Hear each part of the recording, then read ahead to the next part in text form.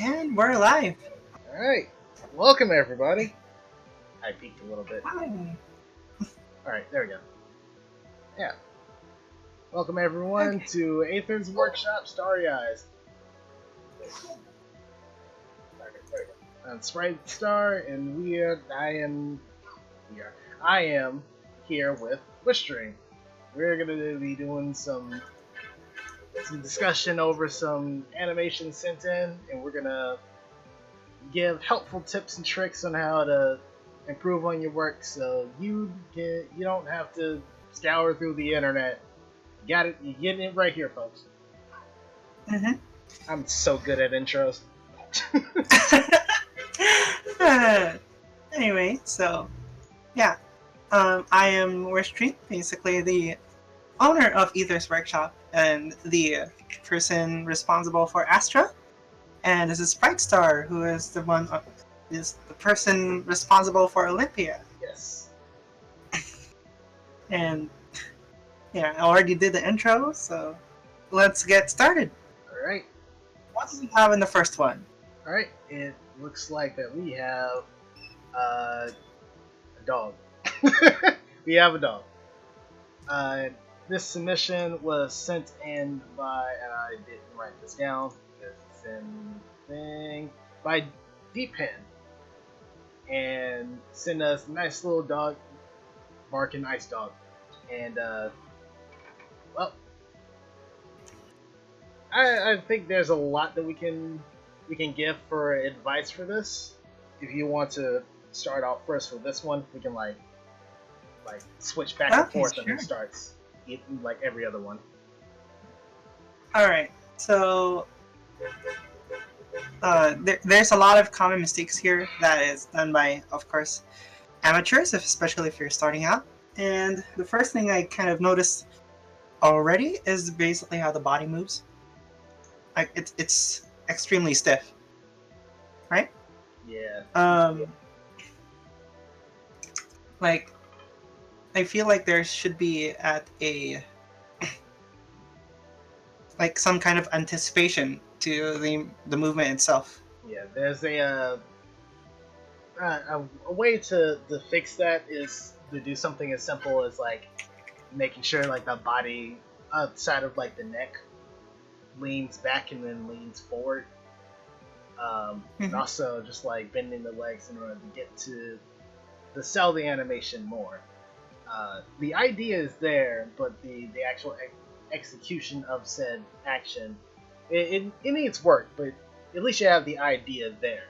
Just need to get the actual motion down pat, and you should be fine for that point. Another point that would be brought up would be the tail. The tail is if looking at it from like a three-dimensional perspective, you could probably say that the tail is turning towards the side as the dog is barking, but in 2D aspect, it just looks like the tail is retracting into the body of the dog. It's also a very common like amateur thing to do, where not maintaining the form of said object comes into play.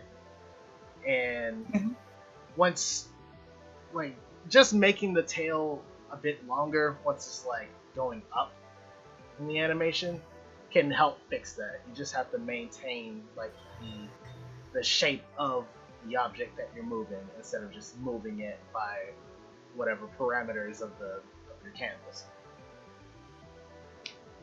Another thing that I noticed about the tail is basically how stiff it is at least when it's going down, right?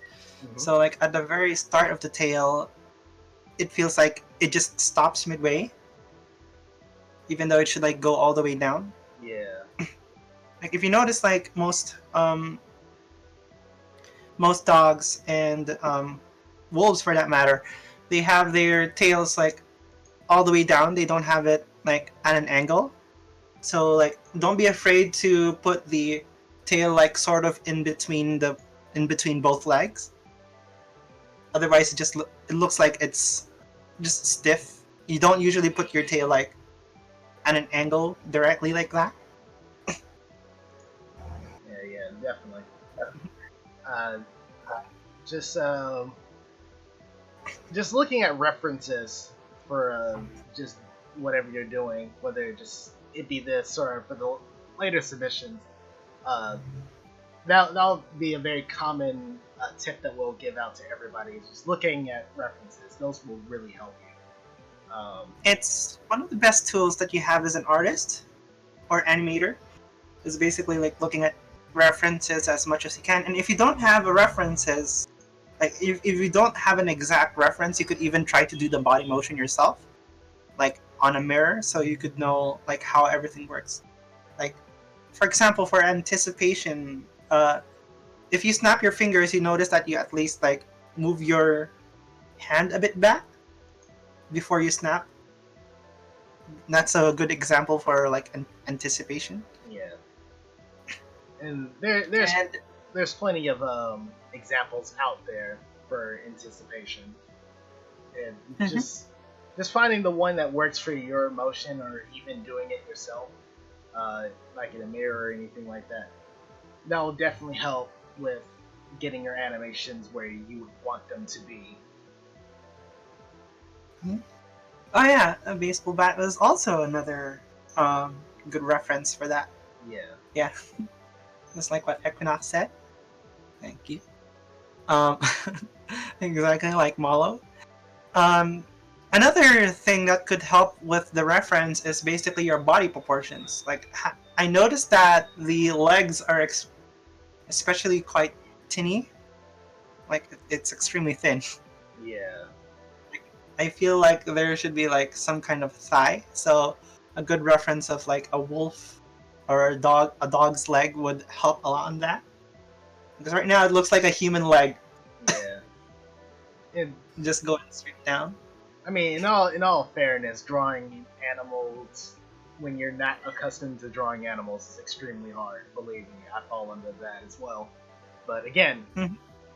look at your references. Those will help you out more than you think they will. They're really helpful. Mhm. Alright, any more points that we should bring up for this, or should we move over to the next one? I think there's two more that I'd like to bring up.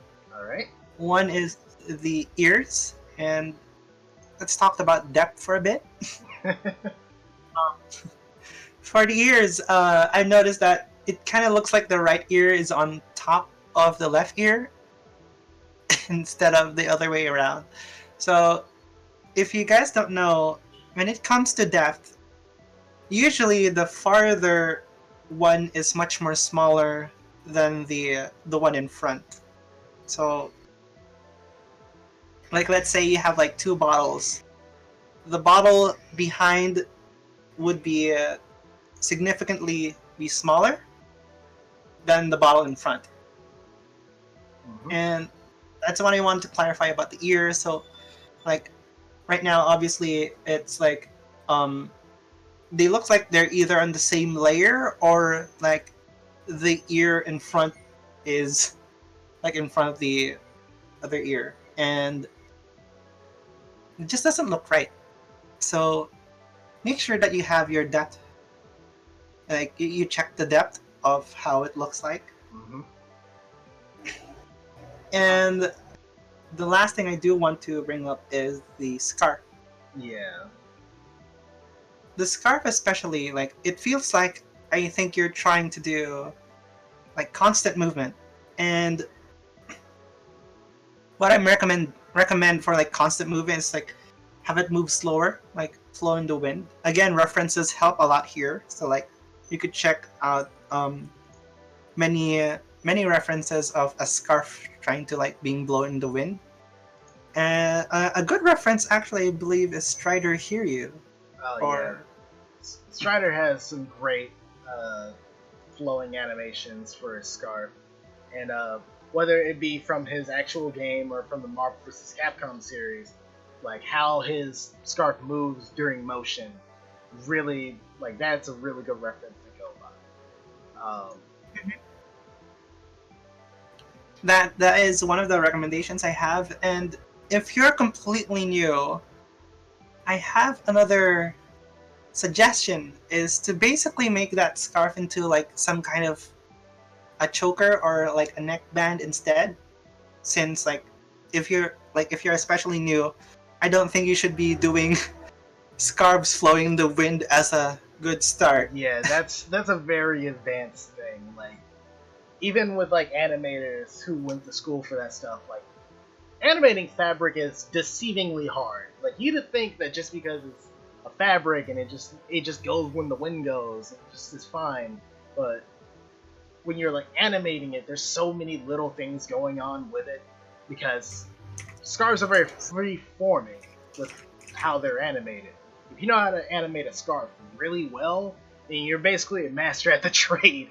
Like it's really difficult to pull off, and because of that, I hate drawing capes because it's the same way. So, yeah.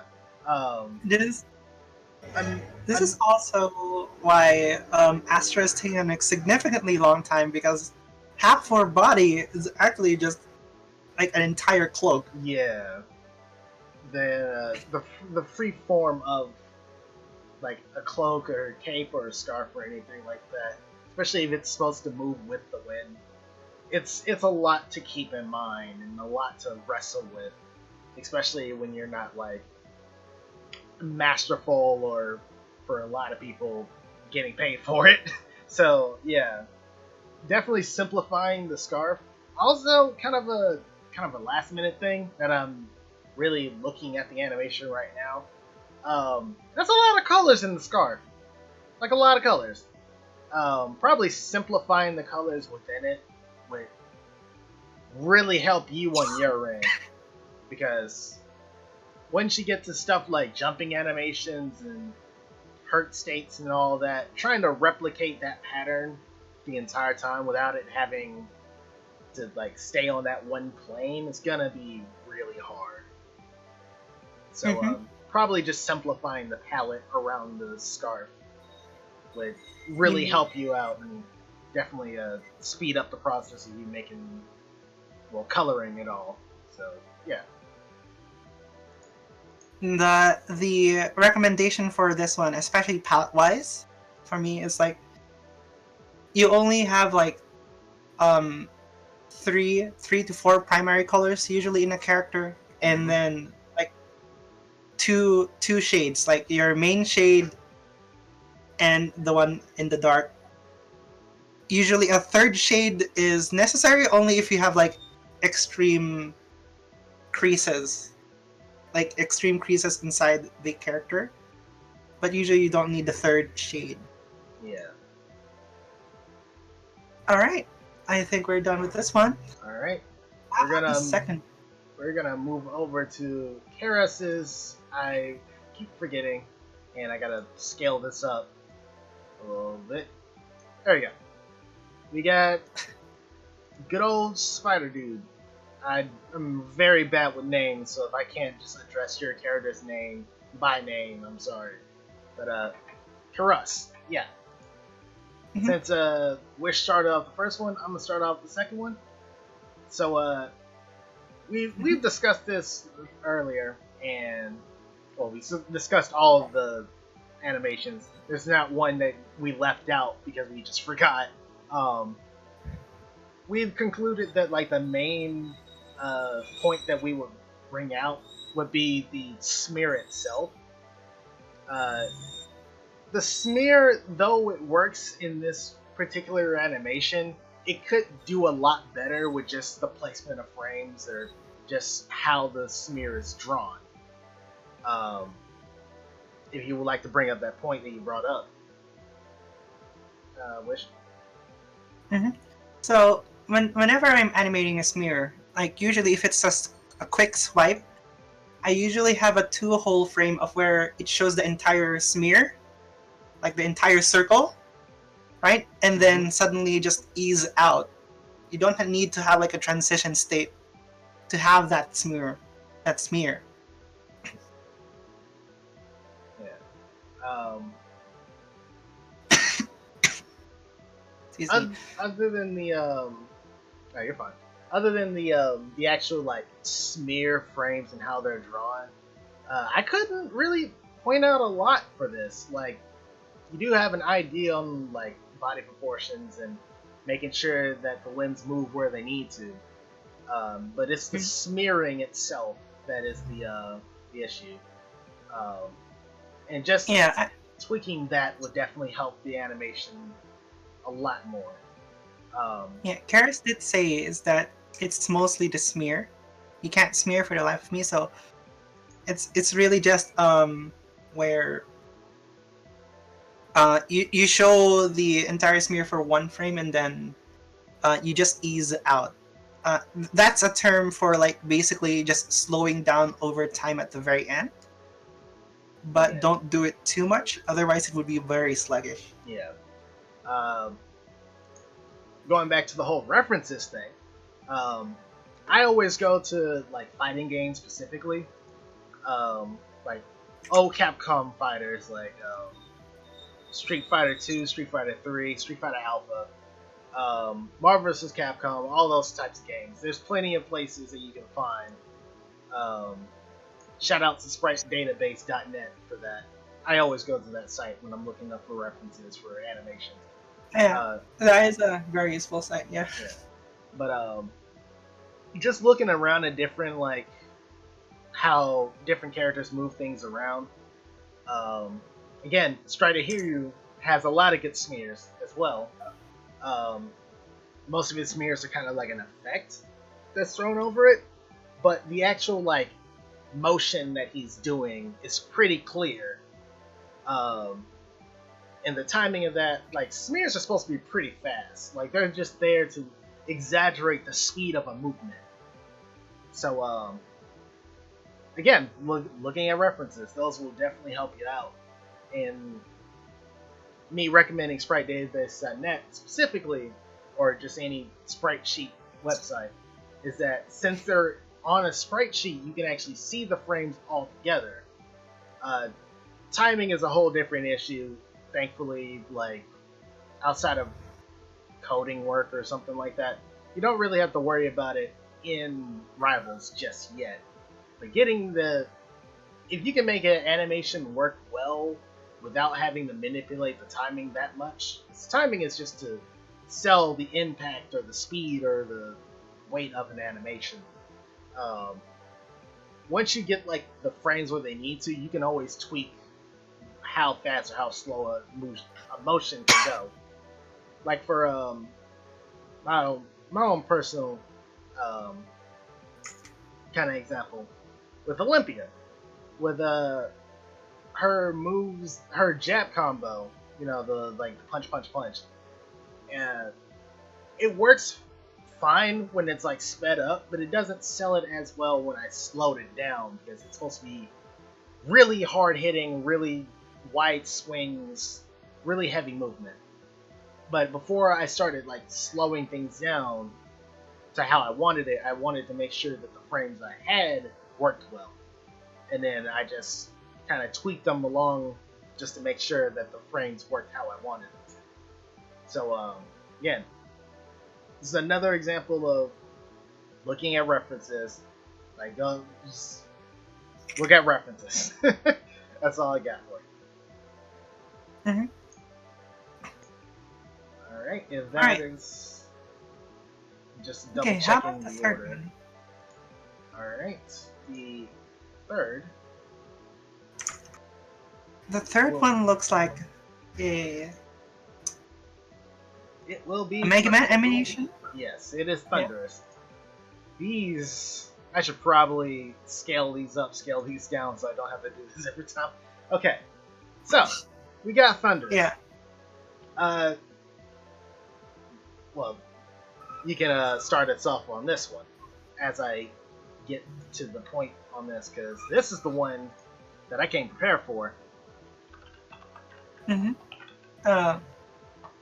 I didn't really prepare for this, but this is the animation for Tundrex. Basically, it's a full run animation. It would be appreciated if the run animation was extended a little bit more. Actually, Yeah. so I could see like the animation loop properly. But for me, it's just I can't find any faults because of just the possible reference material to this, which is like I believe Mega Man, which works perfectly fine. Like if it's for um, Mega Man, but for Rivals of Aether, I believe there's some sort of a problem where I can't see the midpoint. Basically, the midpoint of the animation, so it's like it flips between two colors too fast, kind of thing. Yeah. And like maybe slowing down the midpoint would help a lot. So if we could look at the arc of the animation. Like other than that, I can't really find anything else. It's mostly for Sprite Star here, so Yeah. I'll pass it on to you. I'm a pretty big fan of the Mega Man series, specifically Mega Man X and Mega Man Zero. Like Wish said, this animation does the job. Like it is a running animation. You move over and you do the animation. Kind of like a nitpicking thing because I kind of picked this up on like I believe it would be like Mega Man X4 and then Mega Man Zero that did this, but having a slight head turn and like a slight body turn during the animation of you running would help give a little. Even though it's probably like an android robot cyborg, there still should be like some kind of life to it. And like incorporating either like a head turn or just like turning the torso just slightly can help with that. Mm-hmm. Another thing would probably, since it's like the start of a dash for Rivals of Aether, the animation itself, like the easing into the dash, could need like an extra frame to help like get the start of it going on, or maybe that's just later on. Who knows? But the going into the dash, you'll probably find in game once you like move this into it that like the running animation would seem kind of like he's sliding into it instead of jolting forward for the dash animation. I said I was prepared, and then the reference that I had, because you know this episode's all about references, wasn't it wasn't a gift that was playing, so yeah, that didn't work out. But still, look at references once again. We're gonna keep repeating that. I'll always look at references. Oh yeah, did you notice the shoulder pad shrink? Yeah, that we got another issue of maintaining form, and I'm guessing that's because he like rotated it, which is not saying that's a bad thing. I do that. I definitely do that now that I use Ace Spray. But it does shrink down, so pulling those pixels down a couple would help maintain the form, because it just kind of it goes all mini-me right there. We don't want that. But other than that, a very solid, very doable running animation. If you want to fancy it up, head turn, torso turn, and then fixing up the shoulder pad. Right? And yeah, I think that should be it. Yeah, that should be all of that one. It was pretty straightforward for that. Yeah. Next one is going to take a little bit, and that would be the Night Dude running. And I'm gonna have fun with this one. Yeah, I'll start us off on this one. So all right.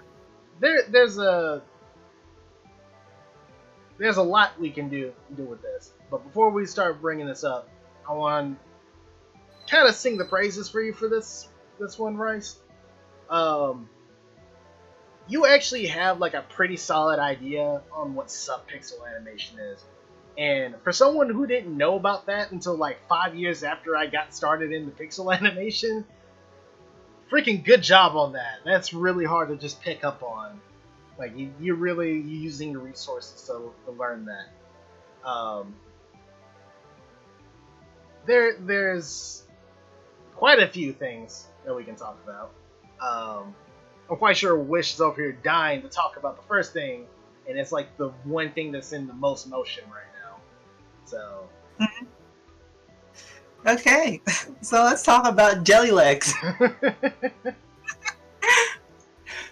It's basically when jelly legs is usually a result when you're new at animation, and sort of like when you animate something, you don't take the the form or the proportions of the leg as consistent as possible, and like from what it looks like, kind of like trying to do a smear as well, and that doesn't really work on run animations unless like you're a Sonic.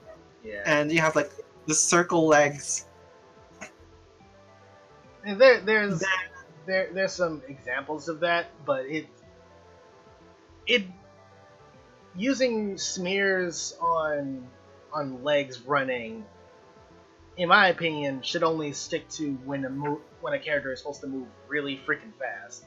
And for a knight dude with a sword and shield, I doubt that you're running that fast to need that. If that was what you were going for. Yeah. Another thing that I do want to point out is like it looks like you're dragging the leg. Yeah. There's a lot of slipping and sliding here. Mm-hmm. So like it's either lagging behind or like you're just dragging the foot across. Like don't be afraid to like erase like entire legs just to make just to take it to a more extreme position. Yeah. You could like this is what we call keyframes, where there's like 4 keyframes. The foot being up, like all the way up, the midpoint where both legs are together. Then there's the other foot up, and then both legs together again. Mm-hmm. And of course, there's more keyframes in between that if you want it to be a much more smoother.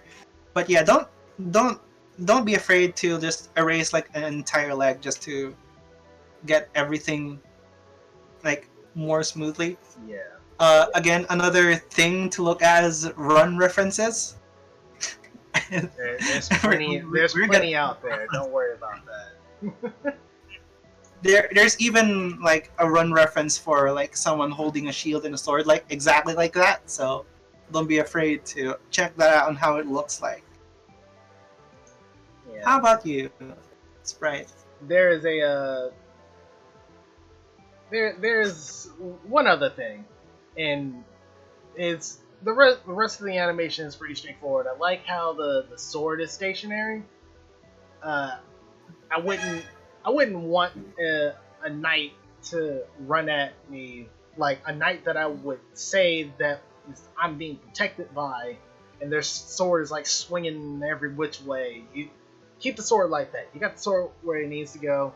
The shield's fine. The hair though, the hair needs some motion there. Even something as simple as like moving a couple of pixels up and down every now and then, because you're trying to convey motion here, and with the legs moving and the torso and everything moving as they are, the hair not moving makes it look like it's just in place. And your job as an animator is to convey motion. So moving the hair along with everything else not only makes the actual motion looks like it's going somewhere, but it actually makes it look more lively as well. And it could be like a very subtle movement if it's like a kind of like a jog, or it could just frantically going on behind you if you're moving really fast. Not like stationary hair should not be for a run animation, definitely. So just add some more motion within the hair for this will help convey motion more than just leg moving. Yeah, like a short bob would do. Like it doesn't have to be like almost every frame where the hair is flowing. Just a short, subtle bob would help a lot. Yeah, that's what we call animating in ones and animating in twos and threes and things like that. What that essentially means is, you're making a frame or making a new drawing every one frame or every 2 frames or every 3 frames and so on and so forth. Fun fact, most like television animators that make stuff like Looney Tunes and Adventure Time and all that stuff animate on 3s, because animating on 1s is really time consuming, and that's kind of just been reserved for movies and stuff like that. So don't worry about, for the hair example, don't worry about messing with every frame for moving the hair. Probably like every other frame or every 3 frames would be fine. Just play around with it. Mm-hmm. And I think that's all. Oh yeah, not more so like a critique, but I do want to point this out.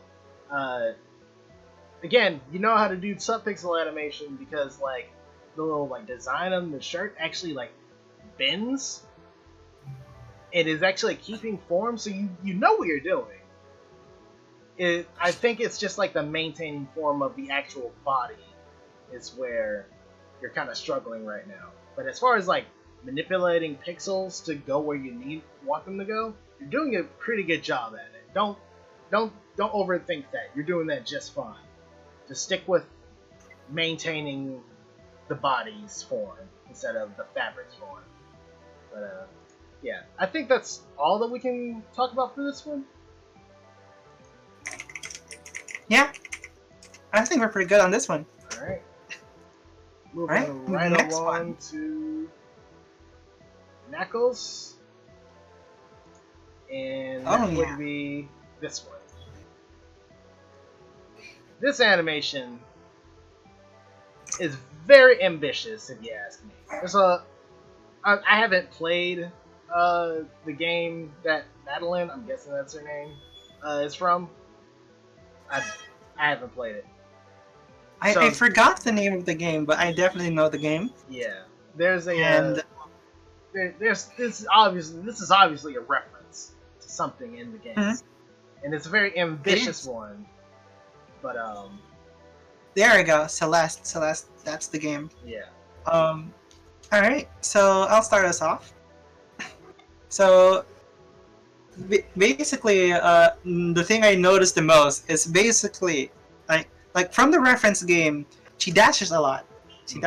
Most of the movements are actually like quick, very fast, very there's not a lot of smooth transitions between dashes and attacks, basically. And in order to sell that, you should reduce like a lot of your start frames. It should be an instant, then ease out. So like instead of like you whiff a punch, it's like the startup is very fast, and then like you just slow down at the very end. Yeah.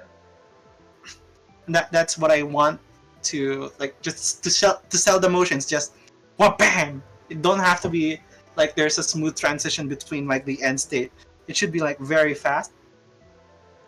And as an animator, don't be afraid to remove some frames. Oh yeah, definitely. If I can use my animator eyes and try to break down this stuff and see this stuff in slow motion, because I'm dude in the red marching band jacket with superpowers.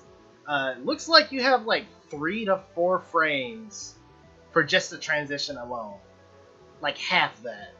Like 1 to 2 frames for having a very snappy like transition into it. That will definitely show more impact to it. That's also like a very big misconception with a lot of artists and animators and really anybody, is that more is better. It's not. Like there's a reason why like the original Mega Man sprites is so iconic and it works so well. That thing's only like 3 to 4 frames, but it looks like a very solid run animation because it's keyframes. And also like technical limitations. But we're not getting into that. What I'm trying to say is you don't have to have this thing be 10 to 14 frames. You can cut it down to like 8 or 9 and it'll do the job even better that way.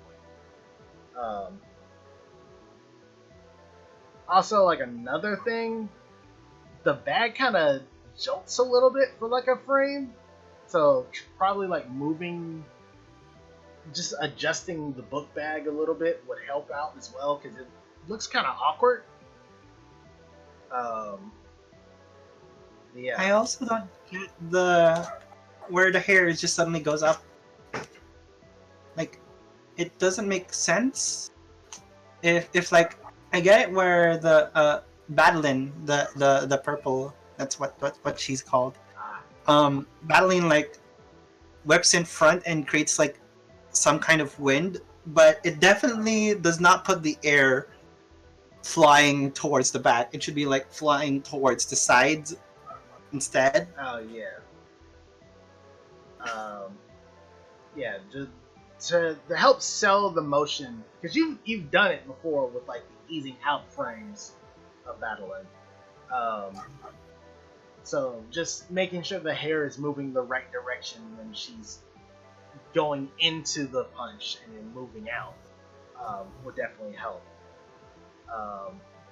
Yeah, that's pretty much it. Just moving the hair a little bit towards the proper direction the wind is going, fixing the bag up, and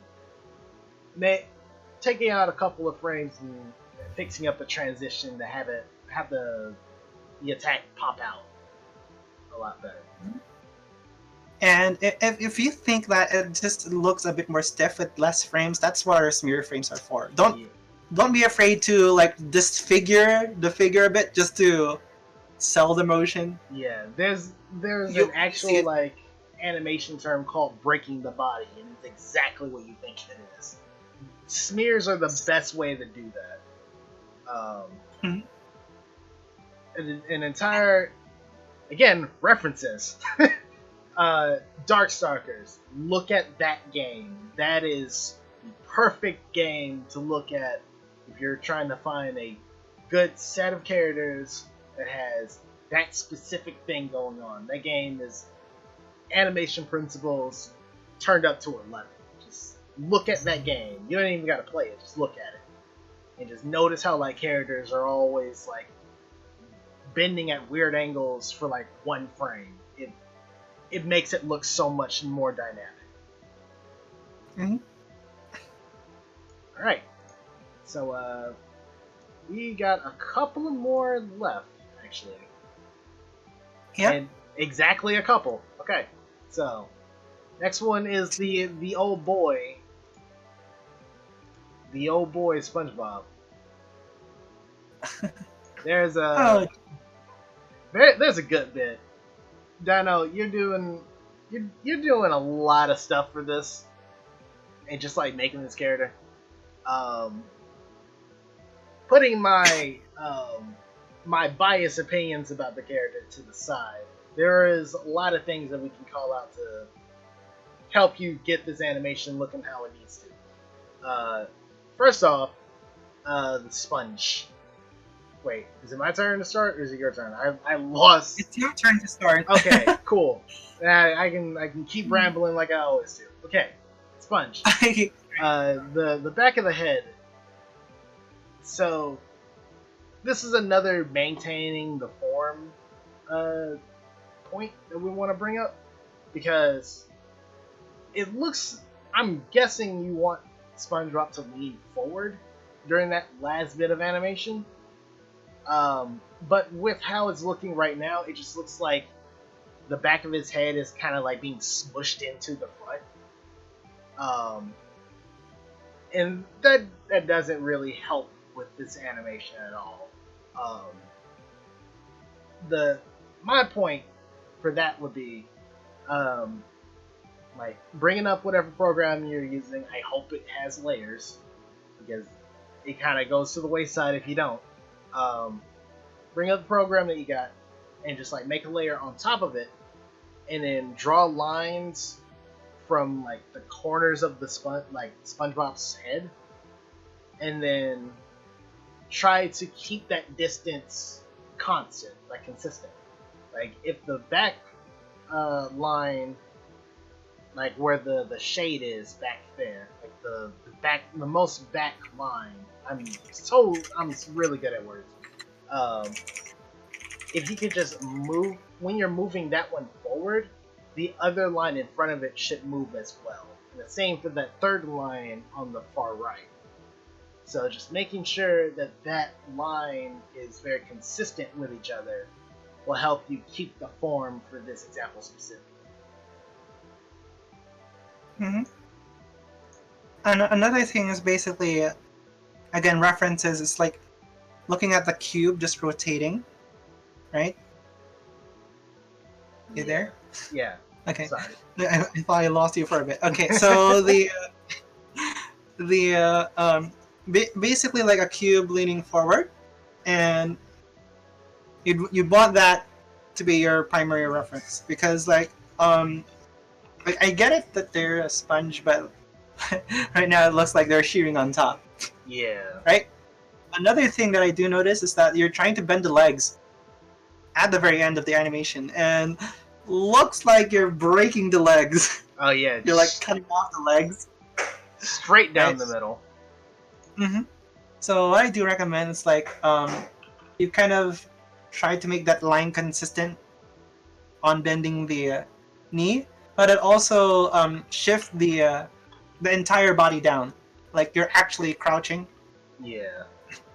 Because like that doesn't look right. Like you just cut off the legs, so you have to basically like if you notice if you bend your knees, you also like move down. So basically that's how it works. Again, references will do you good on this one. Mm-hmm. And if you try the laughing motion, I believe they're trying to laugh here.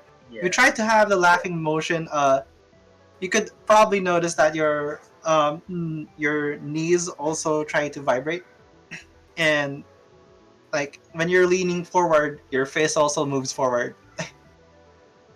Like I noticed that the face kind of stays static at the last few frames, and moving that forward will do you good too. Yeah. Anything else you noticed? Other than it's a very keyframey animation. Mm-hmm. I'm gonna shoot myself in the foot by saying more is better here, even though the last example was like less is better. But I'm guessing you haven't gotten to that point yet. But when you're making the frames for like the clapping animation and all that stuff, even just like 1 or 2 frames between the keyframes would work out. You don't need like 10 to 20 frames in between one keyframe to another. That's way too much. Don't worry about it. I'm guessing this is like a taunt as well. You can actually extend the frames needed for a taunt. So if you're trying to keep the animation in a certain amount of frames, you ain't gotta worry about that. Just if it looks good, make it look good. But yeah, that's all the things that I can say about this one. And last but not least, to send us all the way home would be my girl Peacock. Oh yeah, Peacock. We'll be sending you guys like how to make like fluid and powerful animations for Skullgirls after this, because gosh, does this drive it home. Yeah. And I love this animation a lot. Yeah, this is definitely one of the ones that we were like, oh snap. That's almost perfect. Yeah. But now, I believe most of the questions we have over in this one is basically capturing that personality that Peacock has. So, Yeah. um, it's really about how she acts like a cartoon character, Yeah. right? And a lot of that is exaggerating a lot of the emotion, including the subtle parts. And um, shoot, I lost my words. The main point that we're making here is that Peacock is a character literally based around rubber hosing. Same for like Spinel and the entire game of Cuphead. Um, that style of animation is called rubber hosing because unlike all the other examples that we covered here that has form and all of that, limbs bend wherever they want to. And that's why Peacock's arms are the way that they are, so they can do that. It makes sense. Um, to be able to sell that kind of cartoony, like, whatever time period. I'm bad with times. I'm bad with a lot of things other than animation. Um, the sell that you need to really exaggerate that. And I bring up Spinel specifically because there's somebody working on the Rivals of Aether workshop for Spinel, and they're doing the work for that. Like if you're trying to come up with, how am I gonna make this rubber hosey character look in place of Rivals of Aether? Just look at that. That guy's got it. Like that is a perfect example of making it as bouncy and as cartoony and out of place that it looks in place. Like it's good. Shout outs to that guy. You're doing great. You're doing great. So, to sell a lot of motion for Peacock, I believe it involves a lot of squash and stretch. Yeah. That's an animation term that basically whenever you're doing when it's too fast, you thin out everything, and then if you go slow, it basically just squishes it towards the other, and so like it's lengthening if it's fast, and then if it's slow, it squishes it. It kind of creates this little bounce, basically. Mm-hmm. Which brings me to the basically how the skirt moves, because like it looks as stiff as possible. I know that they're trying to like save the animation work, and we all have been there. But maybe you add like a bit of air going up whenever your motion goes down, would help a lot in that one. It's called creative liberties for a reason. Yeah. So like it's kind of like flapping in the wind kind of motion. Yeah. It's just so weird to explain. It's so weird to explain, but feel free to like ping me out later if you need like, you know. As a key character. But yeah. Another thing that I would like to bring up would be the hat. Earlier when we were discussing about it, I kind of just like left it alone, and then I went back to it. I'm looking at it now, and the hat is kind of like bobbing up off the head, which is great. I'm not saying that's bad. I like that. I don't think that was in the original like sprite work for Peacock, but in order to sell that is also squashing and stretching, just making the hat look like it's bouncing instead of jaggedly moving up and down. Again, you're doing a lot of good stuff here, but to sell Peacock's cartooniness, you gotta lean more into the rubber hosey side of it. Like, don't be afraid to turn her into a cartoon, because she is a cartoon. So, yeah. And don't be afraid to expand the canvas too. Like if you don't have any space, definitely expand the canvas. Yeah, definitely. It'll work for Peacock, even though like their hitbox might be like a bit small. So that'll work. Yeah. A last thing, it's just a minor nitpick. You don't have to do this. Is basically the hair kind of looks static. Yeah. just a bit of like hair movement going down would do you good. Yeah. You don't have to like animate it all the way, just like before, just animate in threes for the hair, and that would be fine. Yeah. But you don't have to do it. It's perfectly fine as is. Yeah, but that is it's up to you. is an optional thing. But Mhm. yeah, that is all of our points for the submissions that we got, and it's, yeah, I think you all have a good understanding of what you're aiming for. Even the beginners, you guys are doing, pretty good job of what you got right now. Yeah, as animators, you're basically God's work. Like you're doing God's work basically. There's 3 primary lessons that we've learned today. One is look up references. Like don't be afraid to look up reference. 2 is like don't be afraid to break the body. And the 3rd one is basically keep it simple. The KISS principle. I'm not gonna say the last word. Might offend you guys, but yeah, the KISS principle is keep it simple. Student. Look, just say student. Keep it simple, student. Yeah. But all right. Yeah, that will conclude our stream, mainly because that's all the submissions that we got right now. But this is a weekly podcast, so that means this time next week we'll be reviewing a new set, and you guys can submit those to the extended workshop Discord, and there's a whole tab for it and everything.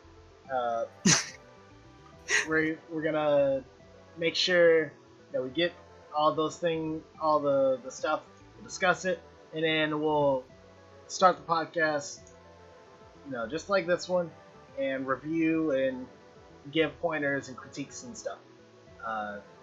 Yeah, that will conclude this stream. Before we conclude, though, there is one final point I do want to bring up, and I believe I believe a lot of you will definitely need to look at, because like it's like the primary source material. We have this on modding resources in the Rivals of Aether workshop, and we also have it on like some of the links inside the extended workshop, as well as Aether's workshop when it comes out soon. Is that there's this animation from Skullgirls. There's a talk about animation in Skullgirls, about the fluidity of animation selling the motion, basically. I'll link it down below for the like maybe a few hours later, because I still need to eat afterwards. It's basically making a fluid and powerful animations for Skullgirls. You could just search that right away on YouTube, or you could just check out the link down below in the description, as well as the other resources that we have mentioned in this episode today. Alrighty. That's pretty much what I want to say. Alright, and I've repeated many words this stream, so I think we're good here. We're gonna conclude this stream. Yeah, see you all next week for another set of animations, and we will give out points and tips and tricks then and there. This has been Aether's Workshop. Thank you all for showing up, and we will see you next week. Remember, keep it simple and have fun. Bye! Use references.